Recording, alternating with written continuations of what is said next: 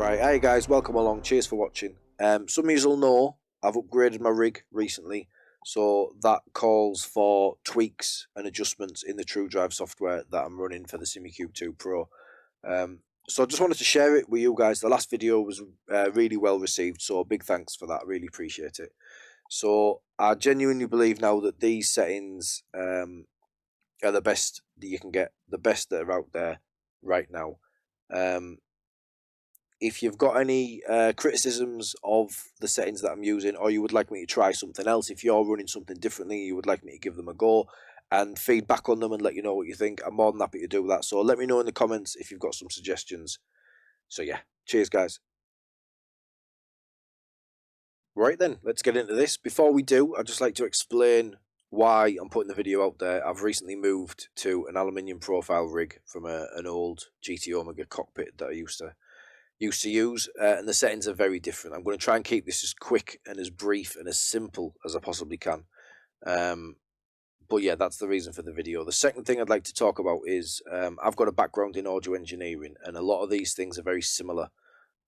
So if I throw out audio engineering terminology and you're wondering why I haven't lost my marbles, they are quite closely linked. So that's why I might throw out audio engineering terminology from time to time during this video. The third thing is I'd like to say thanks to Dan Suzuki. I'm assuming you're familiar with his videos. He was kind enough to share his settings with me about a week ago. I would like to thank John Miller, who has put his settings out there for the community to have a look at. So I've kind of took these different settings from different people. A guy called Attila on Facebook as well, one of the Facebook groups, I forget which one, also helped me out with some settings. So I've took everyone's settings that they were kind enough to share, kind of fused them all together and tweaked them a little bit to suit me, and then I'm in a place now where I'm happy with how they feel and just wanted to share them with the community. So hopefully some of you guys will take some value from this. If you do, give us a like on the video, I'd really appreciate it. And if you like the content that I'm putting out, you might want to consider hitting the subscribe button as well. Cheers, guys. Right then, let's have a little look at these. I'm going to try and keep this as simple as possible because it is a little bit confusing with all this stuff. It's not clear what each of these things do when you're looking at it. What would be nice, and I don't know if Simucube, Granite Devices, I don't know who's in charge of these things, but it would be nice if you were to hover over these things and it was to give you a little explanation like iRacing does when you're going through their garage settings and the tuning menu and stuff. It would be nice to have something like that. Just something to consider maybe if anyone's watching the video who could potentially put that idea forward. So first things first then, we'll drop straight down to the direct input effect fine-tuning. Now, from what I understand, this is from the sim. This area here is from the sim. This area here, the constantly operating filters, are more to do with the software and the hardware of the Simucube Pro and then the TrueDrive stuff. Okay, so we're going to start here. So damping is at 5, friction is at 8, everything else is at 100%. I'm not going to go into these in too much detail because trying to keep it as simple and as quick as I possibly can. So damping, from what I understand it, is the oscillation in your wheel. If your wheel is moving left to right, back and forth, then fine tune it here. Obviously try and tune that out as much as you can. You might want a little bit to create, a little bit more realism, but you certainly don't want to go crazy with you in the pits. You don't want to go crazy down the straight. Friction, from what I understand it, and correct me if I'm wrong in any of these things, is the way you sort of feel the tyres through the wheel, the tyres on the road. That's the friction. Okay, so 5% for damping, 8% for friction. So we'll drop straight up, drop up. Can you drop up? I have. So constantly operating filters. So these are the ones that is more to do with the Simucube 2 Pro hardware, motor, and the TrueDrive stuff, not the sim itself. So the reconstruction filter I've got on 3. Now, minimum, it's a little bit, what I've found was notchy. It was a little bit notchy, a little bit rough, back and forth. So 3 is quite a nice setting I found there. And again, damping and friction, same as down here. This is to do with your oscillation and your feel. So if you want more feeling in the wheel as you turn it, you might want to turn your friction up, as that's the resistance from the tyres on the road.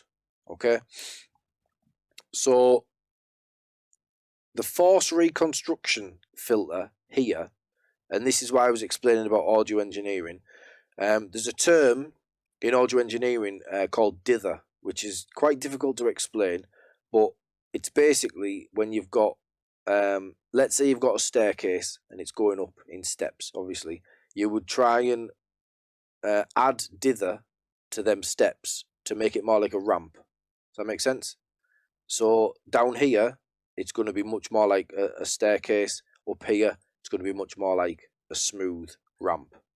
Okay, so find your balance within there. Okay, so damping, yeah, oscillation, friction, the feel of the wheels on the road. Inertia, then, how much it kind of moves, how much you sort of feel it. That's what that sort of feels like. So you would adjust that to create the weight in the wheel.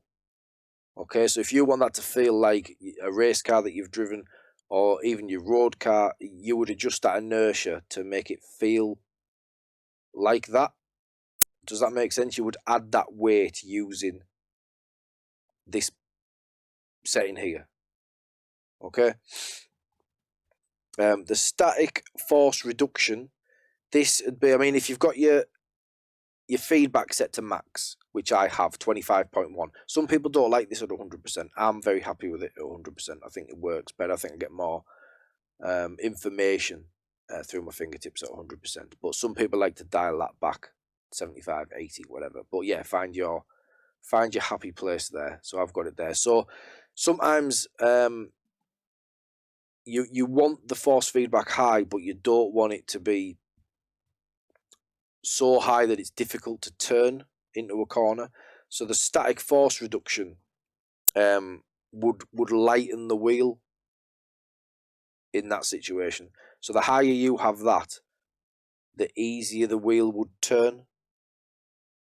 Okay, so it's going to make the wheel lighter, but you're not going to lose the feeling. You're not going to lose all the textures and the bumps from the roads, okay, and stuff like that.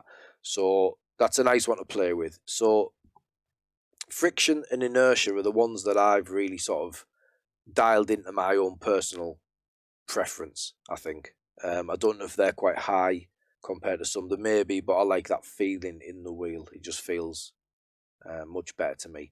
This one's an interesting one. Now, some people won't like this. The bump stop range at 700. The reason I've got the bump stop range at 700 is because at 900, so if I turn the wheel almost a full rotation, it stops just as I get all the way around. Okay, now there's no corner in iRacing, there's no car in iRacing where you're going to ramp on all of that steering angle. It's just not going to happen. So the reason I've got it set to 700 is because I've already snagged one USB cable because the wheel over-rotated with the cable and it snagged in my old rig. And it ripped it and I had to solder it and it was a nightmare. So this would potentially stop things like that. So if you've got a wireless wheel, don't worry about it. If you've got, obviously, a USB cable coming off your wheel, you might want to consider that. It might just protect your cable. The only thing I can think of off the top of my head that you would need more rotation than that would be Truck Simulator or something like that. That's all I can think of. But yeah, personal preference. So that's about it, really. That's all I wanted to discuss with you. So obviously these are my settings. Feel free to copy them, use them, critique them if you think they're wrong or you don't like the feel of it. But give it a go. I would highly recommend you give these a go. I don't know if I go full screen if you'll see everything at once. I don't think that's just gone wider. Just give you a load of blank space there, which is a little bit pointless. But hopefully you can get everything you need from there. So yeah, direct input, damping and friction, 5 and 8, and then you're going up here to really fine tune everything else in the game. The other thing that I'll mention, if you want to try these settings the way that I'm running them, then I'll post my in-game settings on the screen now for you. So this is the Ferrari 488 GT3. I've been doing the testing at Sebring because it's very bumpy. It's a good one to do your testing in. So you can see there that my wheel force is at 25 Newton meters because that's what I'm outputting here in True Drive. And then the max force is currently at 73. Now at the moment I'm nursing a shoulder injury. I've got a torn rotator cuff and it's quite painful when I'm driving. So once I'm fully healed, that may get ramped up, but that's your black box setting. You know, feel free to dial that in however you want. You will anyway. That's the one that you will change. 25 Newton meters, you're not going to change that in True Drive on an iRacing. That's just going to stay where it is. You might want to go back into True Drive and change some of the damping, friction and inertia from car to car. But then you would set your profile up accordingly in True Drive for that. So yeah, there's the settings, guys. Hopefully you'll give them a go. Let me know in the comments if they're any good. Let me know in the comments if they're not any good. If you've got any suggestions on how I can try them. I'm always looking to improve. So these aren't my final settings. This will continue to change as the rig will around me and everything else does, and you do your upgrades and everything else. It will continue to improve. So if you've got any tips for me, feel free to get in touch. I would appreciate it. If you like the video, again, give us a thumbs up, guys. I'd really appreciate it. Right, let's get out of here. Right, there we go. I try to keep that as short and sweet as I possibly can, as I will try and do now with this one. So if you like the video, again, give us a thumbs up. I'd really appreciate it. If you're not a subscriber to the channel and you like this sort of thing and you're interested in the next video, click that button there and there's a little bell notification. Give that a click and you'll be notified next time we put one out there. Right, cheers, guys. See you on the next one.